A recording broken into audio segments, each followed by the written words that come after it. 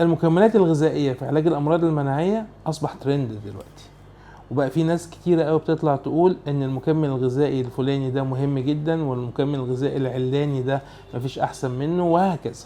النهاردة هكلمكم على المكملات الغذائية اللي الدراسات بتقول عليها مهمة لمرضى المناعة.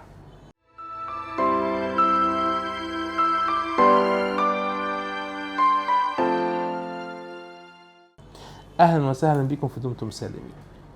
الاتفاق العام ما بين المؤسسة الأمريكية للروماتيزم والمؤسسة الأوروبية للروماتيزم والمؤسسة الآسيوية والمؤسسة الأفريقية والمؤسسة العربية للروماتيزم على المكملات المهمة لمريض الروماتيزم هما 2، الأوميجا 3 وفيتامين د. طيب امال الحاجات التانية اللي بنسمع عنها يا دكتور؟ الكي 2 والكالسيوم والمغنيسيوم والاشواجندا و الحاجات الكتيرة قوي التانية دي. كل هذه الاشياء ممكن تبقى مفيدة لبعض الناس وبعض الناس لا، وبالتالي احنا بنسأل الدكتور المعالج انا محتاجة كالسيوم يا دكتور، هيقولك ممكن لو بتاخدي من الاكل خلاص مش محتاجة كالسيوم. هل انا محتاجة مغنيسيوم يا دكتور؟ ممكن يقولولك نقيسه في الدم الاول، او يديهولك علشان يظبط النوم او لو في كرامبات.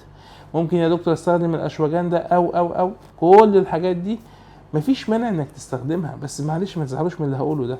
انا بلاقي ناس صارفه فلوس كتيره جدا في المكملات دي وجايباها من بره، وفي العلاج الاساسي بتاعه ما بياخدوش، وبالتالي اسمها مكملات زي المقبلات.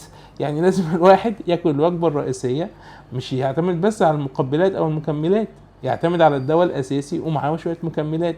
عشان كده يعني نرجع للدكتور قبل ما نبعت نجيب اي حاجة من بره، دي حاجة مهمة. الحاجة التانية نعتمد على الحاجتين الاساسيتين اللي هما الاوميجا 3 وفيتامين د، واحنا مش ضد اي مكمل غذائي، بس الافضل انكم تسألوا الدكتور المعالج الاول. ودمتم سالمين.